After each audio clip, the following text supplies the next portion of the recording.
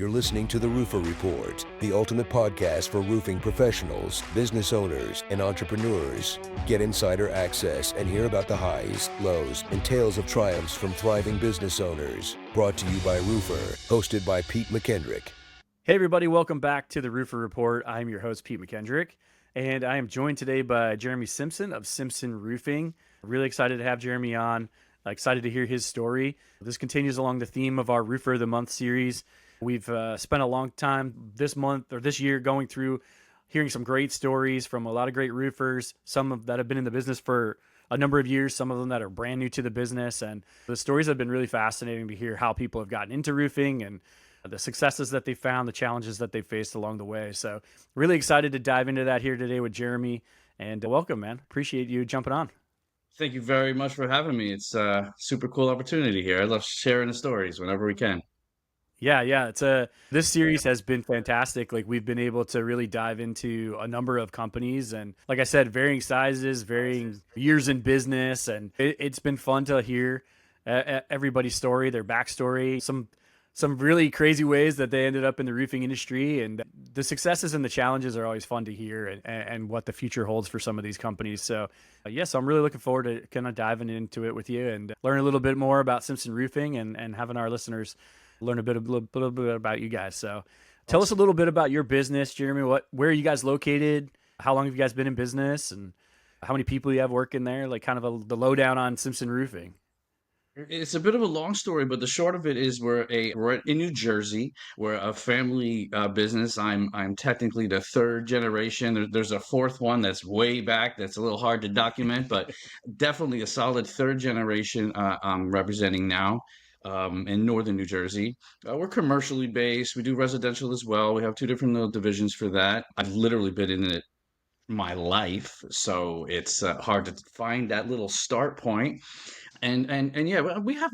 It's been over the years varying sizes of the company. The big heyday of my dad's day when there wasn't as many big commercial roofers and he was running a monster crew, and then to the slowdowns and ups. We basically have kind of grown and shrunk with kind of how like our market is over here. And right now we probably operate between 10 to 15 guys and then a couple other little smaller crews. But that's about it. Nice and controlled and comfortable at the moment. So I like it. Jersey guy. I didn't realize you guys were in New Jersey. I'm a Jersey guy, born and raised in New Jersey, Central nice. Jersey, right? Like right by Rutgers area. So familiar with that. You guys are more Northern Jersey, you said? Yeah, our little slogan is "Family built in Jersey strong." Says it on the shirts. I So like it.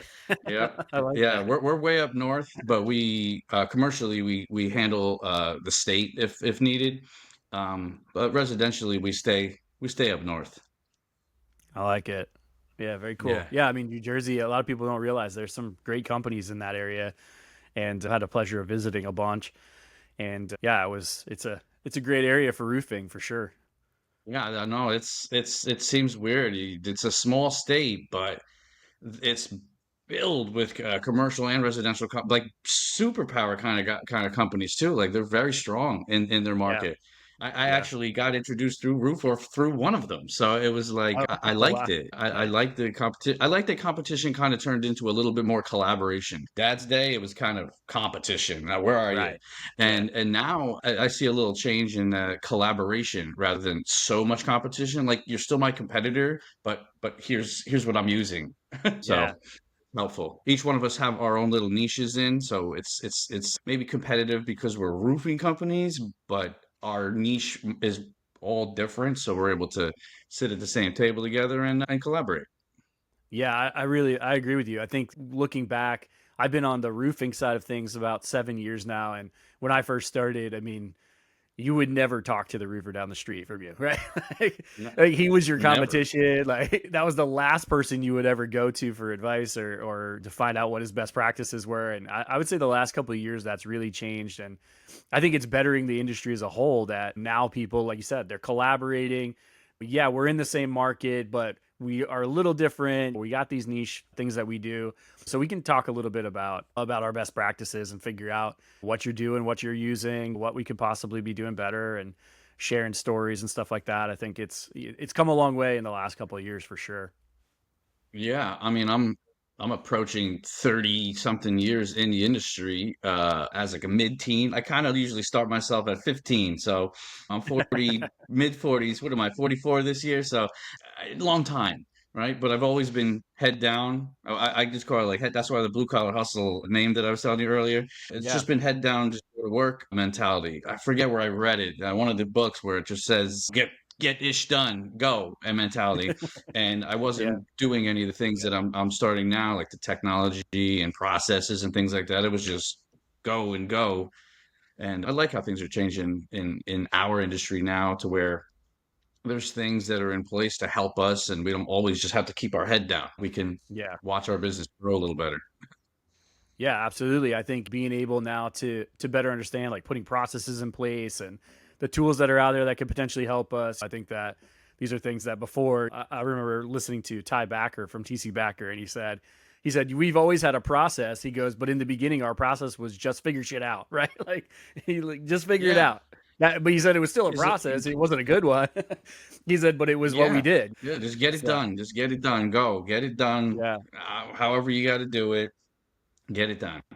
Yeah. So take Yeah. us back a little bit. So you obviously you grew up in this, right? Like you've been around roofers since you were born pretty much, right? So can I take us back to like how did you get into the family business? Was it always kind of a given that this is what you would kind of do, or did you think you'd do something else and then ended up here? Or It was not. I probably had the stereotypical dad, and as soon as summer break happened for school, I had the stereotypical dad. Well, you're going to go to work now, and I had that throughout the teens. But it was never implied that I was going to be the next heir to the throne per se.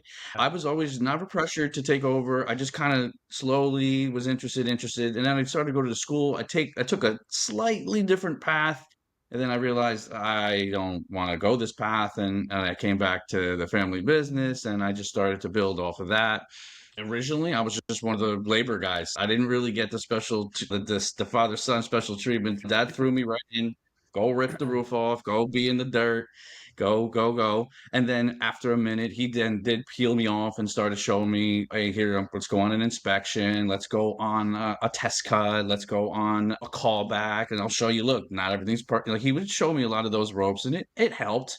It helped. And then years started to go by, and more and more involved in the company. Then I turned into sales, residential sales, and then it progressed even further. And then my uncle and my father, they just were, that was, their time was done, and I was about to take over. And then it was right on that residential like little crash in '06, '07, '08, that whole mess. And I got hit with my first, I want to say, that was not the first lesson, but that was the biggest one of owning a business on my own. Boom, it just crashed. It went from having all yeah, these mega accounts to nothing. offering. Yeah. So I had to rebuild, and I had to start and learn on my own.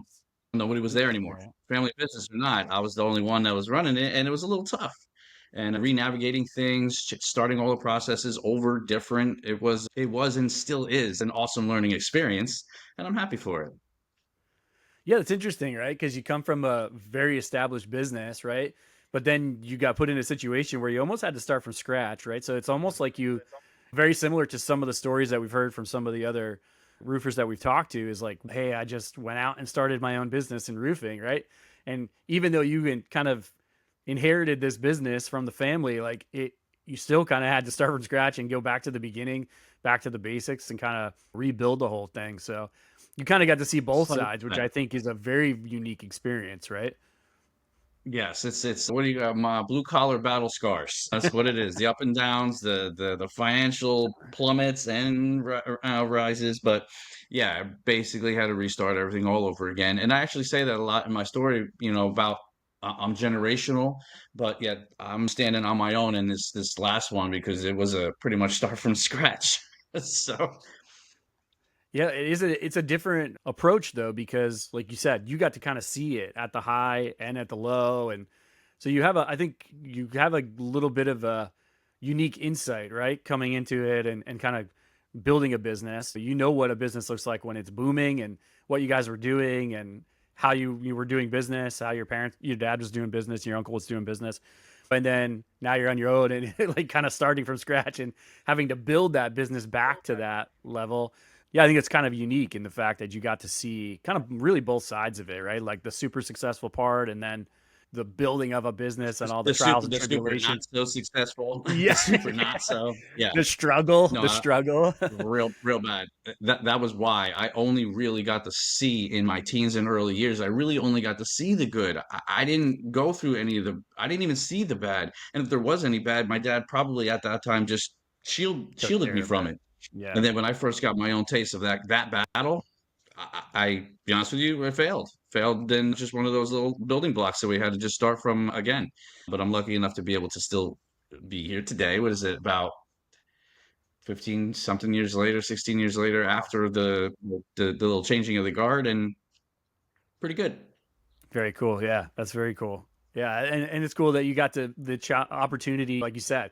He threw you in the trenches. You've kind of learned every facet of the business, right? It wasn't like you just decided to start a Yeah, business I'll and be honest with you. I learned now that I'm older and I'm seeing these processes. I learned one facet. It was the operations. It was like production. I really didn't get as much of the back office stuff, the admin things, how the money flowed, how it should flow, which is really key. So anybody out there listening to that, that is key. yeah. Got to do both sides because I entered the race with only one leg. I didn't know the other side yet. I didn't know what I was missing. And that's kind of in part why the down happened. I was ready to go to work and there was no work. So like Yeah, well, that. this is super interesting because this is something that at Roofr, talking to lots of roofers, we often talk about. You have these guys who have built a business on the fact that they are incredible installers, right? They can manage every facet of a production end of a company in their sleep, right? Like they just have it dialed perfectly. They understand every piece of it. But where they really struggle is, like you said, they don't necessarily have the business background, right? So they don't necessarily understand marketing and accounting and financials. And I mean, like None. we're yeah, like we're working right now on job costing and the conversations that you have around costing your jobs, right? And what your profit margin really is and how do you figure out what you're actually making and all of these things. It's amazing how not understood a lot of that stuff is, right? Like they think you kind of think you understand it, but you don't really understand it. And I think that, like you said, you're kind of like you're got only one leg in the race. Like yeah, I understand this part. I could run production in my sleep, but there's so much more that goes into running a business that we don't understand, right? And I think what we found is there's kind of two sides to it. You have the guys who are really, really good production guys that don't necessarily understand the rest.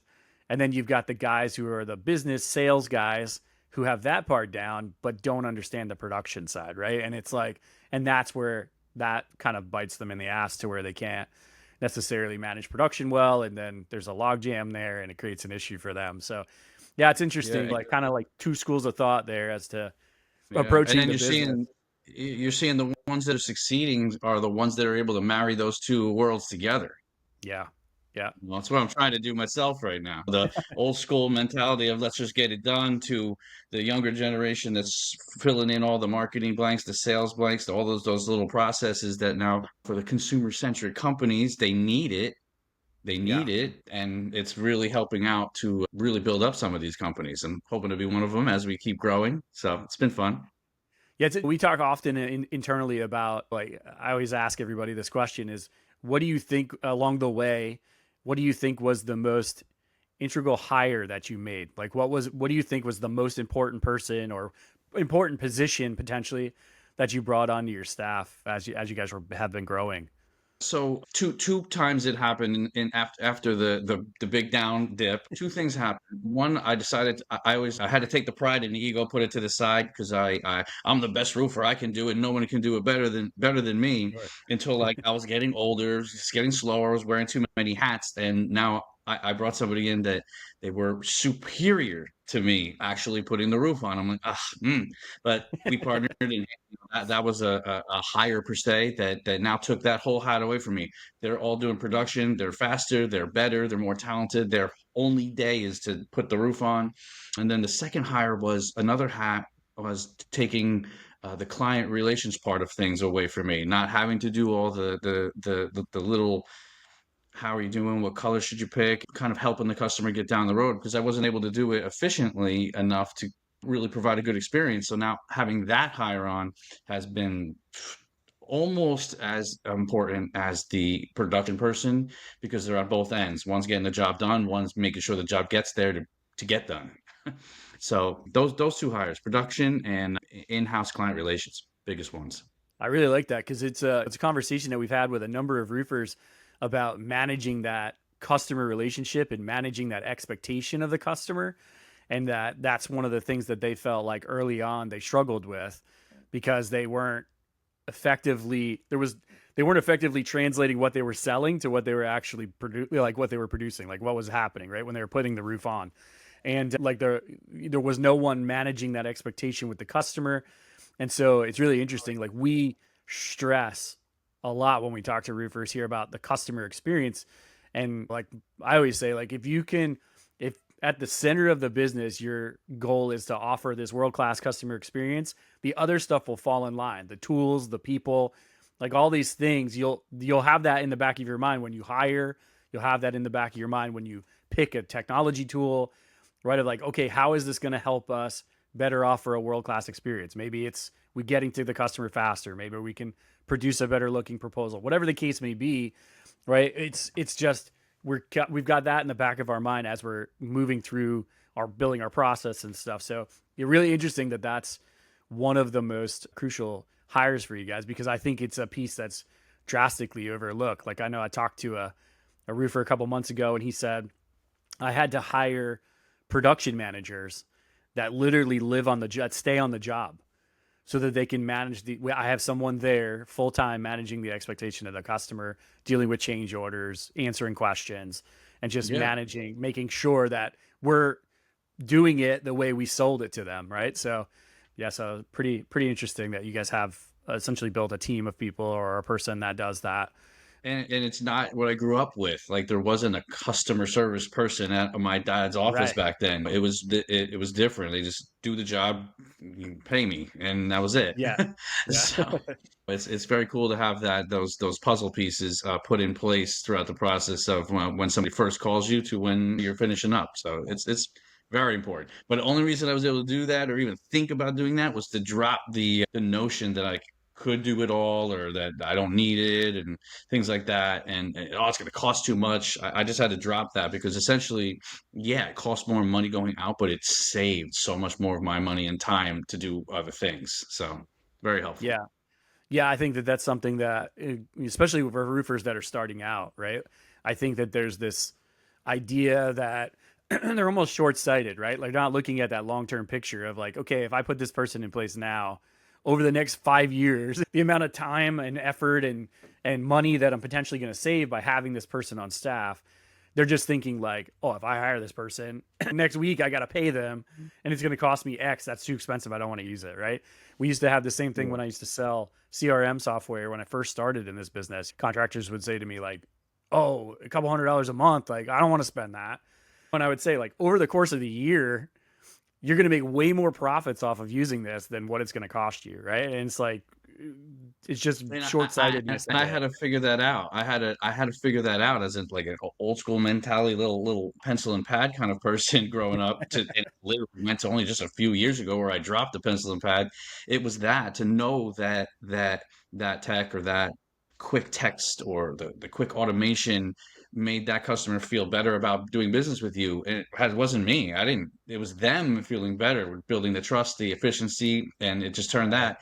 That's the revenue. I didn't look at it that way, to be honest with you. I didn't until I Right. saw it actually happening. Winning jobs on the fact that somebody gave us a comment when we went to start day one. By the way, it's awesome how your office is able to stay in touch with me. I was able to see the proposal. Like, Yeah. you know, I didn't know. Yeah. Well, But it's and I think awesome. well, I think in a huge piece of that too is a difference in the buyer, right? The buyer has changed so drastically over, say, let's say the last 10 years, right? Probably from when your dad and uncle were selling to people versus now is two completely different buyers, and the 100%. way they buy and the age of the buyer and their tech savviness, all of that stuff is completely different now. 100%. I mean, we have people that just sort of only will text and only communicate through our CRM now. That's all we talk to them. That's it. Yeah. Some people, they're busy, they don't want to hear it, and just go and do, and they're able to like that. And then the others are so into it, they're calling, they're texting, they're emailing, and it's all being captured in one place in their job. And we're not searching whoever's phone has that email or Yeah. that text from that person with that color. So Yeah. it's really it's very good that it is changing, because it's helping people. That's why some of the smaller companies that are automatically ready to go with tech and they're ready to go with business, that they're succeeding. You can find people to put the roof on, but they're succeeding because they're presenting themselves as a trustworthy customer and a communicative contractor. That's what's winning. Yeah, I was on a podcast last year at RoofCon, and one of the guys on the podcast said, he said, at the end of the day, there's lots of us that can install a roof really well. So what sets you apart from the other guys, right? And these things, right? It's the little things like being able to be proactive in your communication and being a Simply little bit more answering the efficient. phone. Yeah. Yeah, that's a huge one. Yeah, Yeah. that's I probably mean, the there's most so many. overlooked one, right? Yeah, I still, in my rural northern New Jersey residential market, I still get the, wow, thank you for coming. You're the first one answered the phone and called back. I'm like, oh my goodness. Yeah. So Yeah, I tell a I didn't story know about that. I had some plumbing work done on my house, and I called. It took me three people before the first person even picked up the phone. Yeah, Yeah. it's crazy. I don't understand that still it exists, but it does. But it It won't does. for long. Yeah. It can't for long, you know? No, no. It'll. I think we're in a time now where it will. Those type of people will get weeded out because it just won't be competitive, right? Because I know personally when I called and I got the guy's voicemail and his voicemail was full and I couldn't even leave a message, I just moved on to the next contractor and he essentially lost the job at that point, right? So, and really the guy who got the job from me was just the one who communicated back immediately, right? And it was more so his attentiveness and the fact that he was proactive in contacting me. That's what won him the job. It had nothing to do with price. It had nothing to do with the quality of his work. Nothing. I mean, it was literally the fact that he was the one that communicated well. I'm the same way. I had the same thing happen to my house with an electrician. I think I call 6 or 7 of them, the buddies, the friend card that you can, Yeah, us yeah, contractors exactly. that everybody thinks we have, like we could get everything done. I needed Right. electric done, and I had to go with a random person because they answered the phone. They had an office staff. They scheduled me. They came on time. They were done the day they said they were going to be done. Pay them. There you So go. go. Yeah. Funny how that makes the difference now, right? Like that's really the deciding factor now. It's how well do you communicate and how comfortable do I feel with the relationship that we have. The price Yeah. necessarily isn't, I mean, obviously price plays some part in it, but it's not the deciding factor anymore like it probably was at one point. Yes. Definitely not. Definitely not. What do you think? Obviously, a very unique situation here because you guys had an established business and you took it over and you had this kind of crash and you had to build back up. Well, what would you say was probably the biggest challenge that you faced along the way, or maybe continue to face today? Right? For me, particular, because I'm in a dual market, I am a commercial and a residential guy. I believe just for me, my biggest challenge was identifying which one is going to give me, or where I'm going to see myself in 10 years. I know I can do commercial roofing. I know I can do residential roofing, but which one in our smaller size company is going to be the one that I want to stick with? And it's commercial. But then I also started thinking the problem, like I want to grow. I want to be able to expand myself. And then, so the problem then became not commercial or residential, is what kind of team am I going to build? Because what we said earlier, anybody can put the roof on. Labor is plentiful, but the skilled and trustworthy people that you can build a team with, not as much. And that is where I ended up going. That is where I'm in my state right now, is current team building for the future, for the ability to us to really represent ourselves out there as a not only generational company, that's fine, but somebody that can be there today with all the things that today's customer wants. And it's tough. It's hard. We're not perfect by any means at it. We're still building, but that right there is a challenge, is growing the right team for today's market and today's customers. Yeah, it's definitely unique, right? I think it's a different subset of people that we're looking to find now. I think traditionally you just were like, hey, let me find somebody that's got a ton of roofing experience and we're good, Yeah.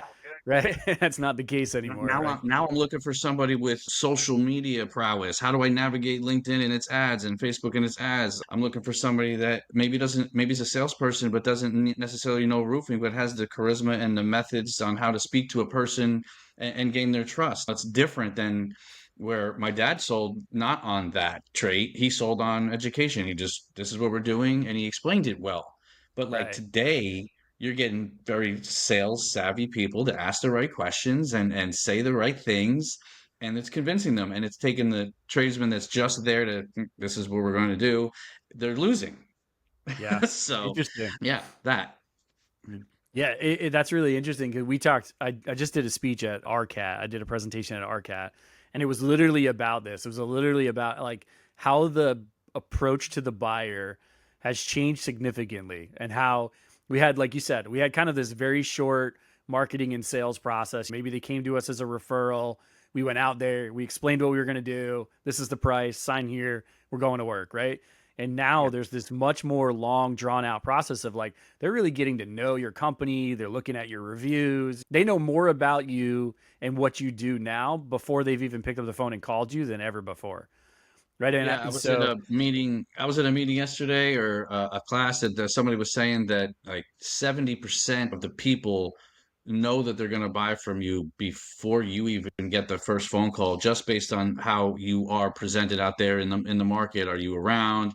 Are people giving reviews for you? Are mentioned on social media groups? Are you at the community events? And they already see you before their first inkling of calling you happens. It's interesting. Yeah. crazy. They're essentially selling themselves at this point, right? Based on Yeah. just the research that they're doing.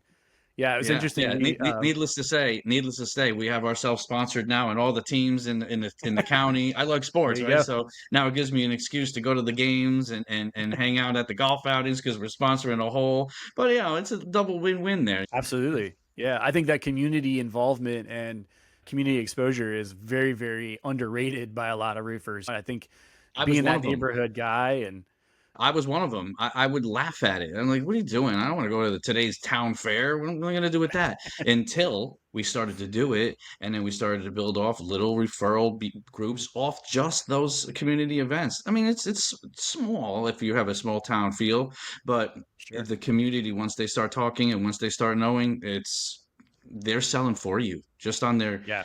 trips to the dog park or going to get a Dunkin' Donuts, and they're talking about it. So it's real and it works. Yeah. No, that's really cool.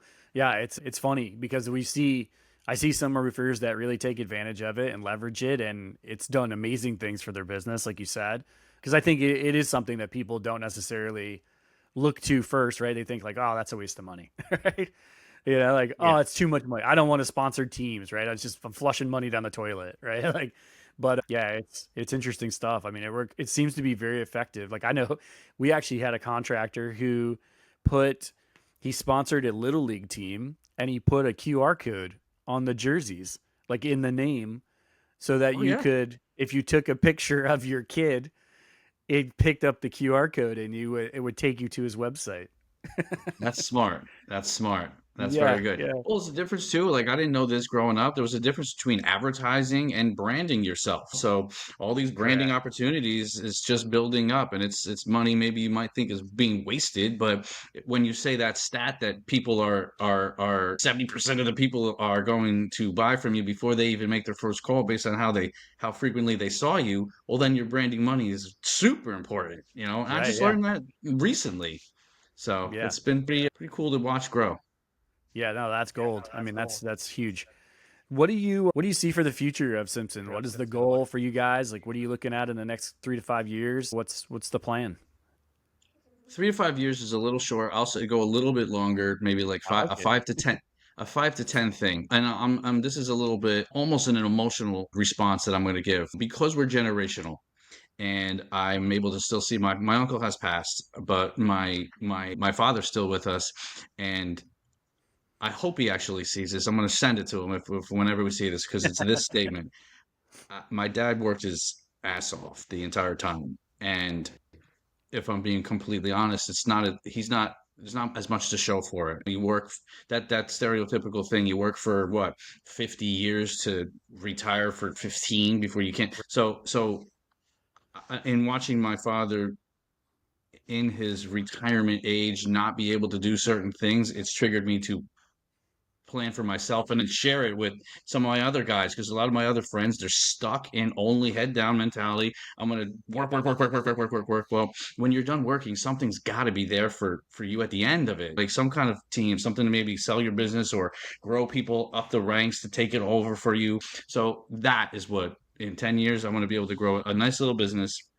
We don't need to be monstrous. I just need to be steady in my market, and have something that, hey, if I want to go and take the kids on a month vacation, that the business runs completely flawlessly behind me and I'm checking it in. It's not fully reliant on me. So in that 5 to 10 year mark is where I want to be able to sail that boat, and be able to have a team like to be there. It's a culture building atmosphere that they enjoy going to work because we got a little fun vibe going on, or it's just something that they like to do. And that is the ultimate goal, because I know that's what Dad didn't have, and it's why it kind of died in the transition. There was no team being handed off when I got to transition. It was just the same 17 hats that my dad was wearing. He just gave me all 17, and it felt good at the moment, but in the long term, long run, it was not. So Yeah. I want to be able to pass the hats around and have a nice little team behind me. Yeah, that's great advice. I think especially for anyone who's potentially starting a business or very new in their business, right?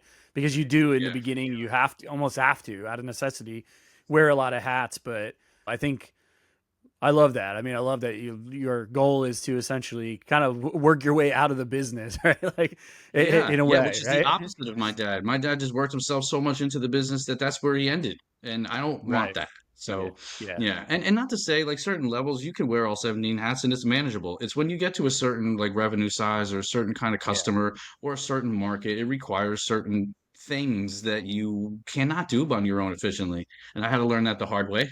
And now I want to be able to build something that whoever is going to take over or is involved with the company isn't carrying 17 hats. They're able to see a bigger picture. Yeah, and I love that you mentioned the culture piece, right? Because I think that's something that in recent years has become a huge, huge selling point to like hiring people and keeping people long term is how much do they want to go to work there? Like how much do they enjoy working there, right? I think people are Yeah. much more likely nowadays. I think before you just worked for a paycheck, right? Like you just went to work. It didn't matter if you hated it, you hated it. You had to make money, right? And now I think like I have a lot of younger people that work with me at Roofr, and seeing them, it's about their quality of life, right? And what quality of life does it offer me, not only there at work, but how much do I enjoy working with the people I work with and doing what I do, but then outside of work, what is it offering me as well? Like, do I still have a quality of life? Is there a good work life balance? And it builds this culture of just being a great team atmosphere and a great company to work for, and everybody wants to come work for it. And so that's one thing that I'll applaud Richie and the team here at Roofr. They've done a fantastic job of building and maintaining that culture as we've grown. I mean, we've gotten considerably larger in the last couple of years, and they've still maintained that incredible culture. So, but that's something like you said, like in all of my previous jobs prior to being at Roofr, never had that. We never had that Never. kind of No, team get it culture like done. And that. if you the work-life balance was non-existent in my Exactly. dad's day. Yeah, Non-existent. yeah. It was work Yeah. and then more work. Yeah. Yeah. That's it. That's it. Yeah.